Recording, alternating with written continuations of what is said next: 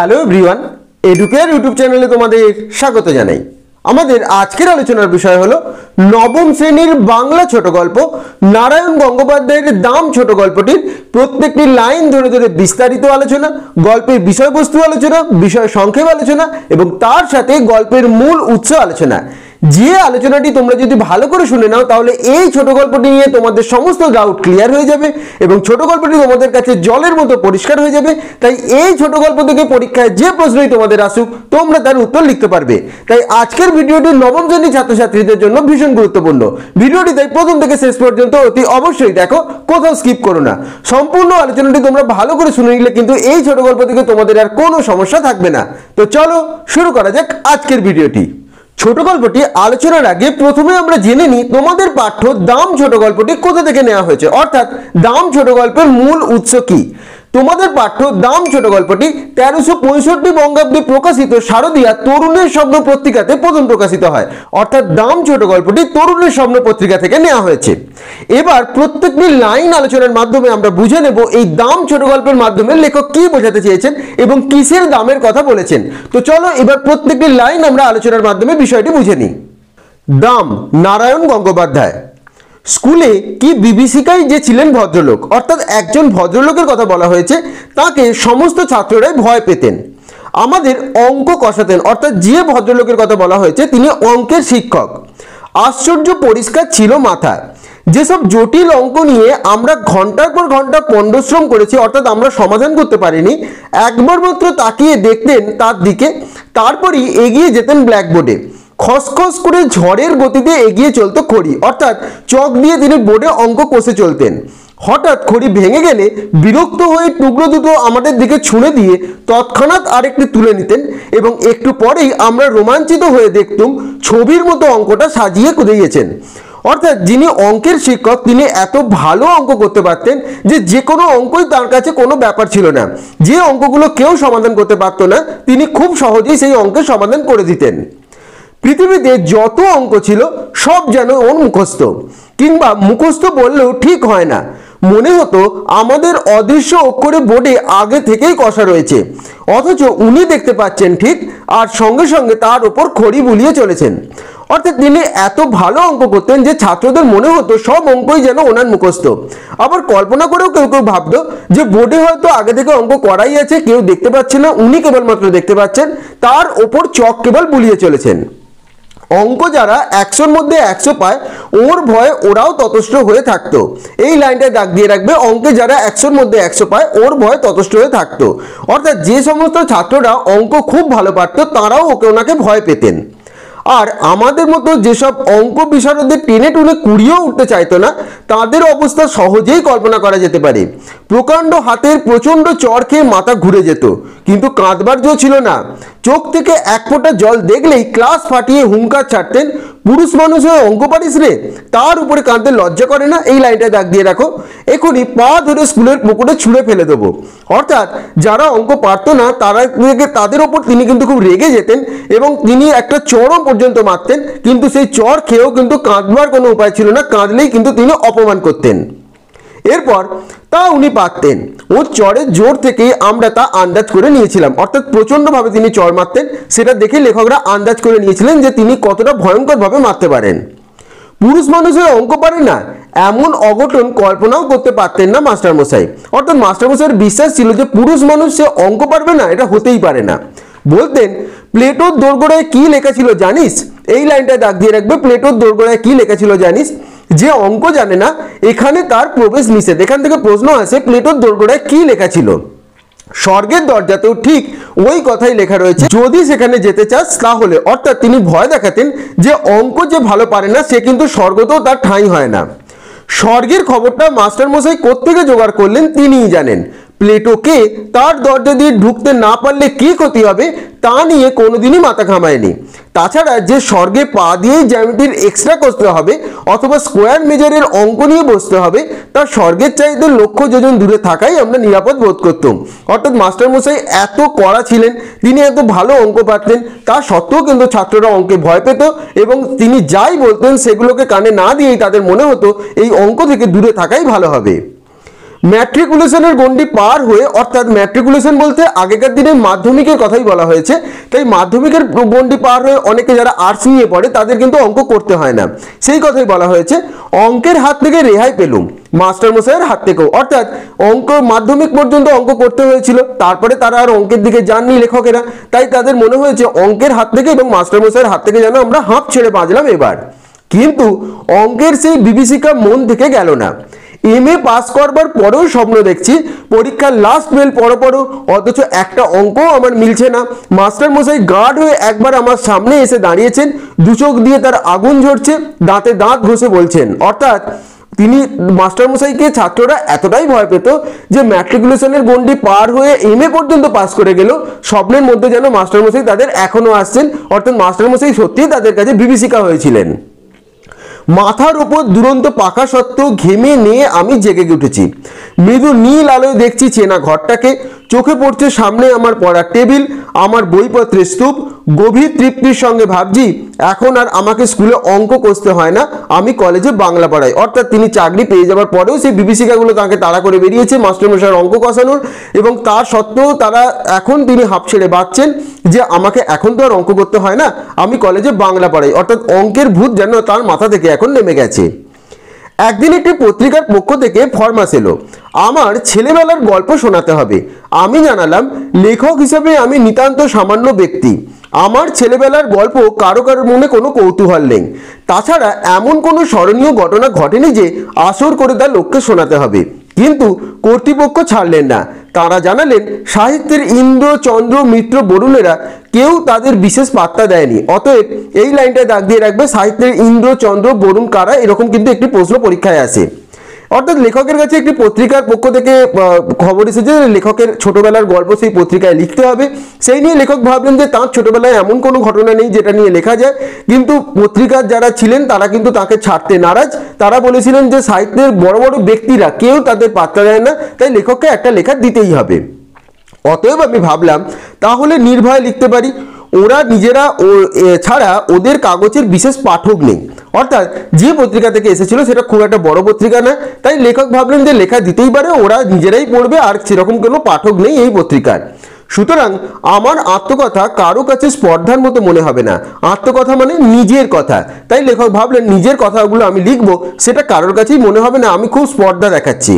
কয়েকটি ঘরোয়া মানুষের কাছে ঘরোয়া গল্প বলবো, ওটা প্রীতির ব্যাপার, পদমর্যাদার নয়।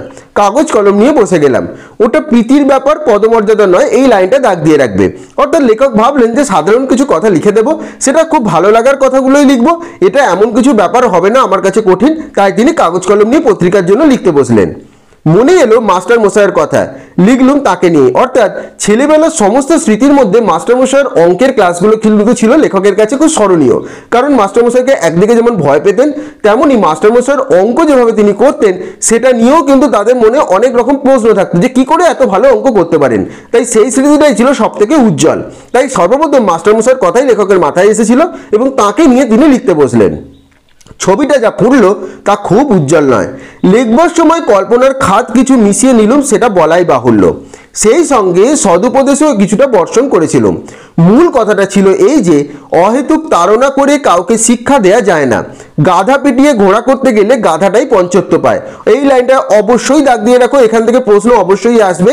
গাধা পিটিয়ে ঘোড়া করতে গেলে গাধাটাই পঞ্চত্ব পায়, অর্থাৎ মাস্টারমশাই চেষ্টা করেছিলেন, সেই লেখক বলেছেন যে তাদের মতো কিছু গাধাকে ঘোড়ার মতো বানাবেন, অঙ্কে একদম পারদর্শী করে তুলবেন, কিন্তু তিনি তা পায়নি, বরং গাধা অর্থাৎ নিজেদের গাধা বলে সম্বোধন করেছেন, তারাই যেন শ্রেষ্ঠত্ব পেয়েছে। তার প্রমাণ আমি নিজেই। মাস্টারমশাই আমাকে এত প্রহার করেও অঙ্ক শেখাতে পারেননি, বরং যা শিখেছিলাম তাও ভুলেছি। এখন 2 আর 2 4 না 5 হয় তাও নিজের মধ্যে সন্দেহ লাগে। অর্থাৎ মাস্টারমশাই অত্যন্ত চেষ্টা করেছিলেন, অর্থাৎ লেখক যে লেখার মধ্যে লিখছেন যে মাস্টারমশাই অত্যন্ত চেষ্টা করেছিলেন কিন্তু গাধাকে ঘোড়া করতে পারেননি। তার এত চেষ্টার পরেও লেখক কিছু অঙ্ক শিখতে পারেননি। এখনো 2 2 যোগ বললে কত হয় সেটা নিয়েও 5 বার ভাবতে হয়।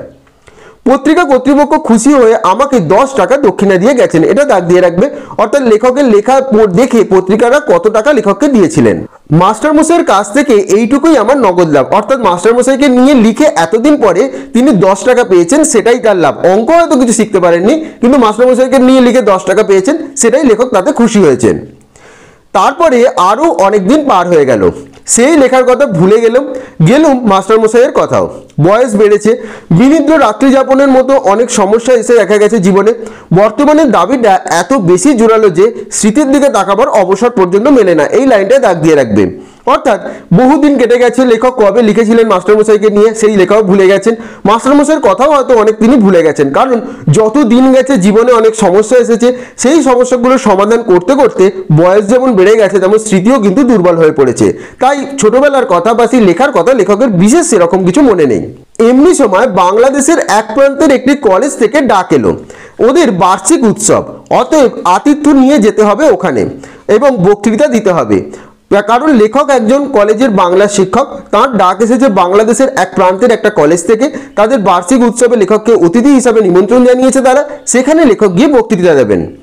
এই সব উপলক্ষেই বিনা পয়সায় বাড়ানো যায়। তাছাড়া কলকাতা থেকে কেউ বাইরে গেলে তার রাজোচিত সম্বর্ধনা মেলে। এখানকার চড়ুই পাখিও সেখানে রাজহংস সম্মান পায়। এই লাইনটা অবশ্যই দাগ দিয়ে রাখো, এখানকার চড়ুই পাখিও সেখানে রাজহংস সম্মান পায়। কলকাতা থেকে দূরত্বটা যত বেশি হয় আমাদের মতো নগণ্যের পক্ষে খুব সুখবহ। কারণ লেখক নিজেকে বরাবরই অত্যন্ত নগণ্য মনে করতেন, তিনি নিজেকে কখনোই জাহির করতেন না। তিনি যখন কলকাতা থেকে যত দূরে ডাক পান তখন মনে হয়েছে আমি এখানে তো কিছুই নয়, আমাকে যত দূরে ডাকবে তত সম্মান বেশি পাওয়া যাবে। অর্থাৎ লেখক নিজেকে চড়ুই পাখির মধ্যেই ক্ষুদ্র মনে করতেন এবং তিনি মনে করতেন কলকাতা থেকে যত দূরে যাওয়া যায় তারা কলকাতার মানুষকে তত বেশি সম্মান করে, সেখানে গেলে তিনি চড়ুই পাখি হলেও রাজহংসের সম্মান পাবেন। আমি এই সুযোগটা ছাড়তে পারলাম না। অর্থাৎ লেখক সেখানে গেলেন, গিয়ে পৌঁছতে চা খাবার আতিথেয়তার উচ্ছ্বাস। ছেলেরা তো এলোই, 2-4 জন সম্ভ্রান্ত লোক এসেও বিনীতভাবে আলাপ করে গেলেন। অর্থাৎ লেখকের সেখানে ভীষণ সম্মান, সেখানে চা জলখাবার তিনি খেয়েছিলেন। ছেলেরা এলো, অর্থাৎ কলেজের ছেলেরা তো এসেই ছিল, সম্ভ্রান্ত অর্থাৎ নামি দামি ব্যক্তিও অনেকজন এসে লেখকের সাথে আলাপ করে গিয়েছিলেন। এমনকি খান কয়েক অটোগ্রাফের খাতা পর্যন্ত এগিয়ে এলো। অর্থাৎ লেখকের এত সম্মান তারা দিয়েছিলেন, লেখকের অটোগ্রাফ পর্যন্ত তারা নিয়েছিলেন। রোমাঞ্চিত কলেবরে আমি স্বাক্ষরের সঙ্গে সঙ্গে বাণী বিতরণ করতে লাগলাম। ব্যক্তি হিসাবে আমি যে এত মূল্যবান এর আগে কে ভেবেছিল। অর্থাৎ লেখক বললেন শুধু তাই নয়, তিনি তাদেরকে অনেক জ্ঞানের কথাও বলেছিলেন। তিনি যে ব্যক্তি হিসাবে এত মূল্যবান সেটা লেখক নিজেই কখনো ভেবে উঠতে পারেননি যে তাঁর বাইরে এত সম্মান রয়েছে। সবাই জাঁকিয়ে বক্তৃতা করা গেল। রবীন্দ্রনাথ থেকে 12টা উদ্ধৃতি দিল, কার একটা ইংরাজি কোটেশন চালিয়ে দিল বার্নার্ড শয়ের নামে। শেষে নিজের দেশে তরুণদের নিদারুণভাবে জাগ্রত হতে বলে যখন টেবিলে একটা প্রকাণ্ড কিল মেরে বক্তৃতা শেষ করলুম তখন অল্পের জন্য ফুলদানিটা রক্ষা পেল, আর হলো ফাটানো হাততালির কান বন্ধ করার জো। অর্থাৎ সেই সভায় লেখক বক্তৃতা দিয়েছিলেন, রবীন্দ্রনাথ থেকে তিনি কোটেশন দিয়েছিলেন, আবার কারোর একটা কোটেশন ভুলে গিয়ে বার্নার্ড শয়ের নামে চালিয়ে দিয়েছিলেন, তিনিও একজন কবি ছিলেন। দেশের তরুণদের নিয়ে অনেক কথাও তিনি সেইখানে বলেছিলেন এবং বক্তৃতা তিনি এতটাই ভাবে দিয়েছিলেন, এতটাই ভাবে নিদারুণ সুন্দরভাবে দিয়েছিলেন যে তিনি টেবিলে চাপড়ও কয়েকটি মেরেছিলেন বক্তৃতা দিতে দিতে। তাতে তার মনে হয়েছে ফুলদানিটা আরেকটু হলে ভেঙেই যেত, সেটা রক্ষা পেল এবং বক্তৃতা শেষে কিন্তু প্রত্যেকে হাততালি দিয়ে তাকে সম্বর্ধনা জানিয়েছিলেন। বুড়ো প্রিন্সিপাল পর্যন্ত মুগ্ধ হয়ে বললেন, ভারী চমৎকার বলেছেন আপনি, যেমন সারগর্ভ তেমনি সুমধুর। অর্থাৎ সেই কলেজের প্রিন্সিপাল পর্যন্ত লেখকের বক্তৃতায় মুগ্ধ হয়ে গিয়েছিলেন। তিনি বলেছিলেন কি সুন্দর তিনি বলেছিলেন, তার যে বক্তৃতা সেটাতে যেমন গভীরতা আছে তেমনি সেটা অত্যন্ত সুমধুর। আমি বিনীতভাবে হাসতে হাসতে বললুম, আজ শরীরটা তেমন ভালো নেই, তাই মনের মতো করে বলতে পারলুম না। পাশে দাঁড়িয়ে থাকা ছেলেরা বিস্ময় চোখ কপালে তুলল। শরীর ভালো নেই তাতেই এরকম বললেন স্যার? শরীর ভালো থাকলে তো, অর্থাৎ লেখক বললেন শরীরটা ভালো থাকলে তিনি আরও বলতেন, নিজেকে নিয়ে একটু সামান্য অহংকার করেই তিনি বলেছিলেন, নিজেকে নিয়ে একটু মজা করেই বলেছিলেন। তাতে ছেলেরা ভাবলো কি শরীর খারাপ থাকলে যদি এরকম বলতে পারেন তাহলে শরীর যদি ভালো থাকতো তাহলে কীরকম বলতেন। অর্থাৎ প্রলয় হয়ে যেত। আমি উদার হয়ে হাসলুম, যদিও মনে মনে জানি এই একটি সর্বাত্মক সাধক বক্তৃতাই আমার সম্বল। রবীন্দ্র জন্মোৎসব থেকে বন মহোৎসব পর্যন্ত এটাকেই এদিক ওদিক চালিয়ে দিই। অর্থাৎ লেখক বলেছেন বক্তৃতাতে তিনি কিন্তু খুব একটা পণ্ডিত নন, এই একটা বক্তৃতাই তার মুখস্থ আছে, সেটা যে অনুষ্ঠানই হোক, রবীন্দ্র জন্মোৎসব থেকে বন মহোৎসব যে অনুষ্ঠানই হোক তিনি এটাই চালিয়ে দেন। এনারা এগুলো জানে না বলেই তাদের মনে হয়েছে আমি খুব সুন্দর বক্তৃতা দিয়েছি। স্তুতিতে স্মিত মনে চায়ের পেয়ালায় চুমুক দিয়েছি। এমন সময় একটি ছেলে এসে খবর দিল এক বুড়ো ভদ্রলোক আমার সাথে দেখা করতে চান। অর্থাৎ বক্তৃতা হয়ে গেছে, লেখক বসে একটু চা খেতে বসেছেন, এমন সময় একজন খবর দিয়ে গেল একজন বুড়ো ভদ্রলোক এসেছেন, তিনি তার সাথে দেখা করতে চান। প্রিন্সিপাল বললেন, বেশ তো, ডেকে নিয়ে এসো। ছেলেটি বললে তিনি আসতে চাইছেন না, বাইরে মাঠে দাঁড়িয়ে রয়েছেন। বললেন যে আসার কথা, তিনি যে বুড়ো ভদ্রলোক তিনি আসতে চাইছেন না, মাঠে দাঁড়িয়ে রয়েছেন। আমার বক্তৃতায় নিশ্চয়ই কেউ অভিভূত হয়েছেন, আমাকে অভিনন্দন জানাবেন। এই অভিজ্ঞতা আগেও হয়েছে, সুতরাং দাক্ষিণ্য পুলকিত চিত্তে আমি বললাম আচ্ছা চলো আমি যাচ্ছি। অর্থাৎ লেখকের মনে হচ্ছে হয়তো এই বক্তৃতা শুনে কেউ খুশি হয়েছেন, এরকমভাবে অনেকেই আগে দেখা করে গেছেন, তাই লেখক অত্যন্ত আনন্দ হয়ে বললেন ঠিক আছে চলো আমি যাচ্ছি, গিয়ে দেখা করছি। হলের বাইরে ছোট একটা মাঠ তরল অন্ধকারে ঢাকা, অর্থাৎ হাফঝা অন্ধকার হয়ে গেছে। এত আলো থেকে বেরিয়ে এসে প্রথমে ভালো করে কিছুই দেখতে পেলুম না, তারপর চোখ যখন পড়লো মানুষটার দিকে, কুঁজো লম্বা চেহারা, সাদা মাথার চুলগুলি একদম সাদা, চিকবিক করছে।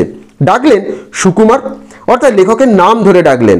আমি চমকে উঠলাম, এখানে কেউ আমার নাম ধরে ডাকতে পারে এটা যেমন আশ্চর্য, তার চেয়েও আশ্চর্য হলো গলার স্বর।